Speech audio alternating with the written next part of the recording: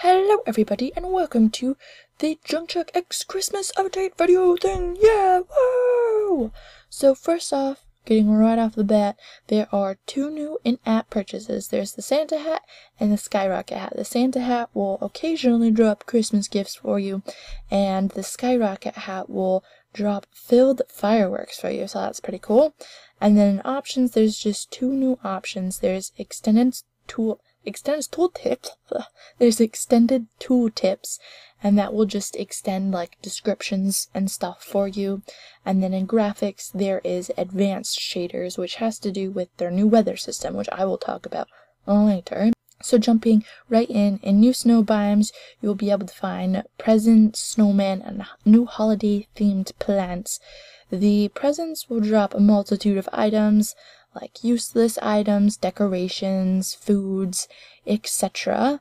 And the new holiday plants, this is a holly plant, I believe this is the peppermint plant, and then the ginger root. And these are all used in food craft notes, which I will get to later.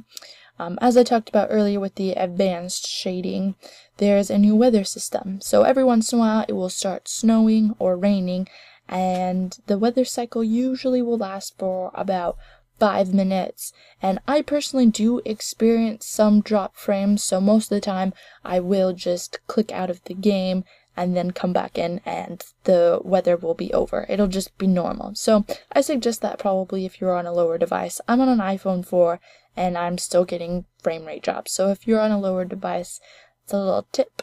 So moving on to the new world. The new world is called Cryo, and it is ice themed, and you can find these portal pieces in Xeno actually. I was expecting them to be in Magmar, but they're in Xeno, and you can actually still find Magmar pieces in Xeno though.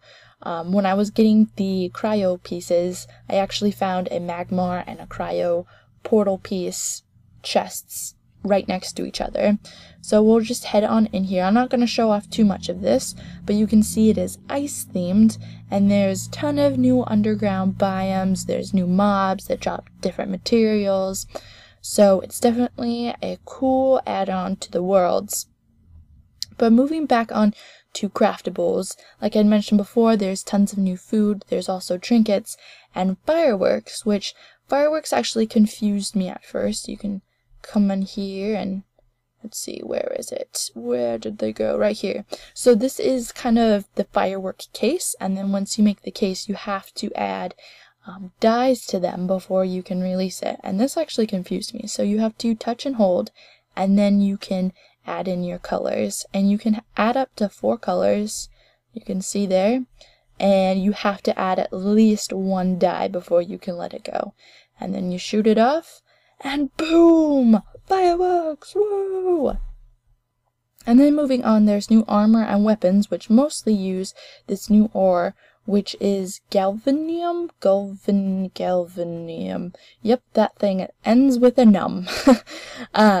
And this is now the strongest metal, and these just work kind of like the other metals. You get them in the ore, you smelt them down to the ingot, you can make them into bars, and then you can make them into chest pieces and armor and weapons, and all that stuff works just like any other metal. Also on armor, they have changed the way immunities work. So before you could be resistant to blast damage and lava and acid damage, you could breathe underwater, there was a ton of different things, but now they have changed it so each one has a percentage, which you can see at the bottom here. So for example, before you could encrust something with topaz and you would automatically be able to breathe underwater, but now when you encrust things, you only get 25% immunity. So I think that adds a lot more of a challenge, and it also makes it so that you can't be 100% immune to every single element, which is kind of nice. It also makes it so that you can't be 100% immune to every single thing. I think the most that I've seen is 100% immune to 2 and then about halfway on another one, and I think that's pretty reasonable. So those are really the biggest things in this update. There is still a couple smaller things. There are new armor and weapon sets. There's also 4 new statues you can collect. One of my favorite things in this update though is in creative there's a stop and start time button, and that will allow you to pretty much do as it sounds, stop and start the time. So if you want to keep it in daytime, you can do that, or if you're doing something with lighting and want it at nighttime, you can do that as well.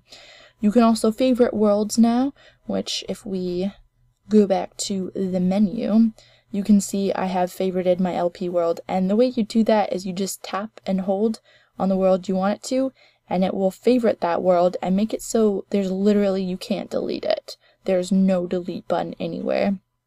And the only way to unfavorite a world is if you favorite another one, or I believe if you rename a world, it will also unfavorite it for you. And that is really it. There's a couple other small things that I missed, and a lot of bug fixes and tweaks, but there will be a link in the description to the full changelog. And I hope you guys enjoyed. That is pretty much it. Sorry this is a little bit later. I had a really busy weekend and I didn't get a chance to get this out sooner. But I hope you guys enjoy either way.